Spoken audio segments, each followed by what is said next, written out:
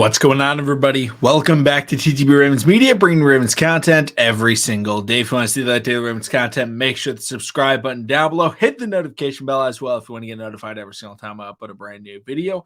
In this video today, we're doing another mock draft Monday. We only have one more of these after this one before the NFL draft. Super excited for it. You know, a lot of news has come out in the NFL recently. I will be talking about all of that this week. Jalen Hurts' big contract.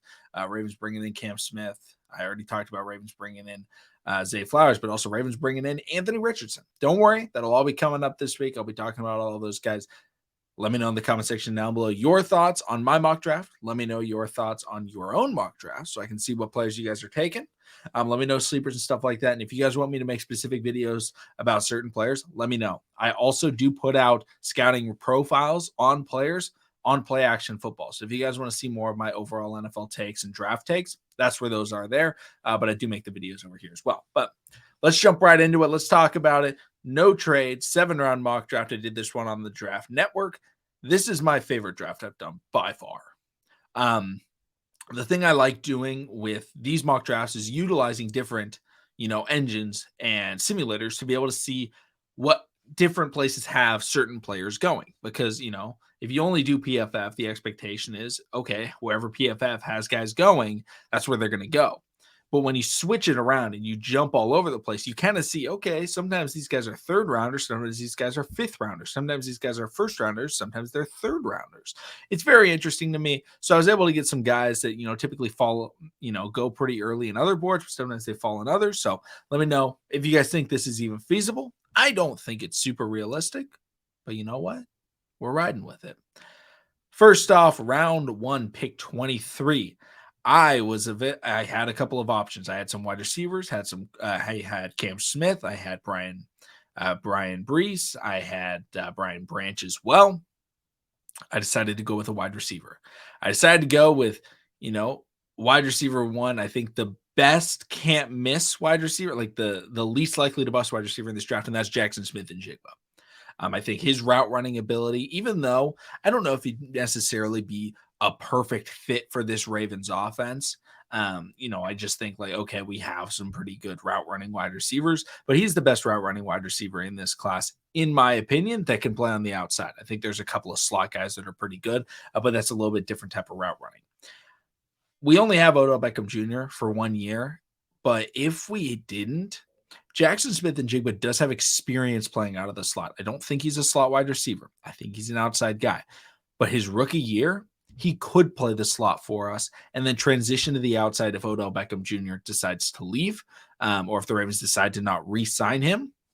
JSN can step to the outside, become our number 2 or number 1 wide receiver, and really be that guy for the Ravens. Because Lamar Jackson, per reports, wants DeAndre Hopkins and Odell, then we can talk. Well, we can't really get both because we don't have the money to get both, but we could draft him a number 1 wide receiver like a JSN in the draft, and who's a lot of people's only first round grade wide receiver. And I think he's my number 2 wide receiver in the draft class. Jordan Addison was also available. However, Jordan Addison does have the injury problem where he's been injured the last couple of seasons.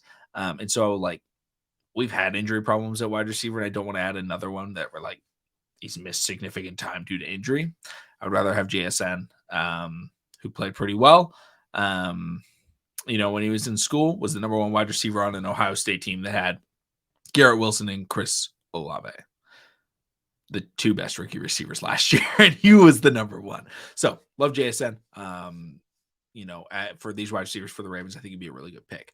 Next up, pick 87. This is a guy that I think is a first round grade, but I see a lot of people having him in the 3rd round. So he's my number 5 cornerback in the draft. I got Clark Phillips out of Utah, ball hawk, the perfect replacement for Marcus Peters. Perfect replacement. He is the guy in this draft class that is going to go out and play like a Trayvon Diggs, like a Marcus Peters, that is going to hunt interceptions, that is going to study the film to try and bait these guys into forcing turnovers. And I think it's a perfect pairing to have a guy like that alongside a guy like Marlon Humphrey, where, Marlon is going to just fundamentally lock someone down, not force a lot of turnovers, get someone else that'll force the turnovers. Use them both. And it's a really interesting and dynamic duo because you swap Marlon to another wide receiver, and all of a sudden it's like, whoa, I'm playing against someone really different. It's able to help him out. If Marlon's struggling, swap Clark Phillips on there, and he can start from day one. Pick 125. I went with an edge rusher. I went with an edge rusher that I think is one of the most intriguing players in this draft class. I went with Andre Carter, the second out of Army. Now, he is someone that, kind of flew up people's draft boards last season because he was just playing so well. And he was just dominating so much. And I don't watch a ton of Army. I'm not going to lie and say I do. But something that he was doing was he was jumping off the film. You're watching the games live, and I watched a couple of Army games last year, and he was the guy. He was the guy on their team where every single time you're watching them on defense, he's the one making those plays. He's a big-time player, like big size, big time. He's about 6'6", 256 pounds. So he can set the edge. He has, incredible work ethic. He's a smart player, and he's physical. Obviously he's not super, poised. He's not super poised, not ready to dominate in the NFL. He's not a day one starter. But if you're going for someone in the fourth round, I think Andre Carter, if he's available in the fourth, I think he's a must draft for the Ravens because he would provide great depth and a great player to have in the locker room and in the building that can develop into potentially a number one pass rusher in the NFL. I think he does have that kind of potential. That's how special a player I think he is. And I think he's going to be a really good football player when he gets that time to develop. So big fan of his game.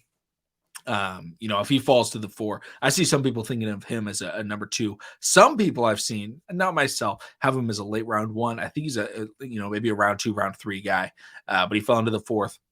I would easily jump all over that. Next up, pick 159. I went with Jake Andrews, interior offensive lineman out of Troy, and he could play center. He can play offensive guard. I think he'd just be a guy. There were running backs available that I really wanted to take. Tajay Spears, Dwayne McBride, Eric Gray. Those were kind of the big names that I really like that were available with this pick. But I was like, man, I feel like we really need an offensive lineman that can help compete at that left guard spot and be a backup. And the fact that he can be a backup at center and left guard and right guard is very valuable to me. I think, having versatility, especially on the offensive line in depth, crucial. You don't want somebody that's locked in, I can only play right guard, because then if a left guard goes down, then you're like, what do? We can't cut this other guy to make room. So I think Jake Andrews would be a solid pick to, establish depth. Finally, pick 201, Eric Gray, running back out of Oklahoma. I think he's one of my favorite running back prospects in the draft. Last year, I actually really liked Tyler Beatty, and we ended up drafting him. But Eric Gray, I think, is similar in the fact that he's going to be a late-round pick, and he's going to be a pass-catching running back that also has really good rushing ability. He's 5'9", about 210 pounds, 5'9.5", really. So he's not too undersized, but he's big. He's not a tiny, shifty guy that's going to get hurt all the time. He's a big, powerful, not a power back, running back that has very good, lateral quickness and agility, and he's able to stay on his feet pretty well.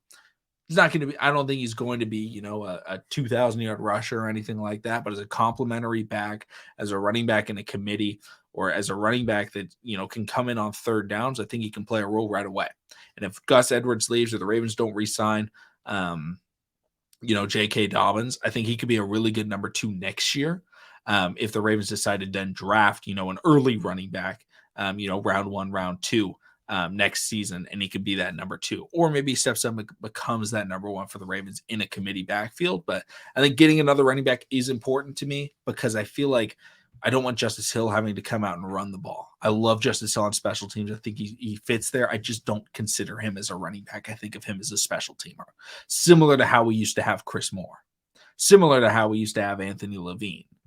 Special teamer, not positional player. I'll run through the draft one more time. Jackson Smith-Njigba, Clark Phillips III, Andre Carter II, Jake Andrews, and Eric Gray. Let me know in the comment section down below your thoughts on my draft. Let me know your drafts. Thank you all for watching. Subscribe for daily Ravens content. I'll see all of you again tomorrow.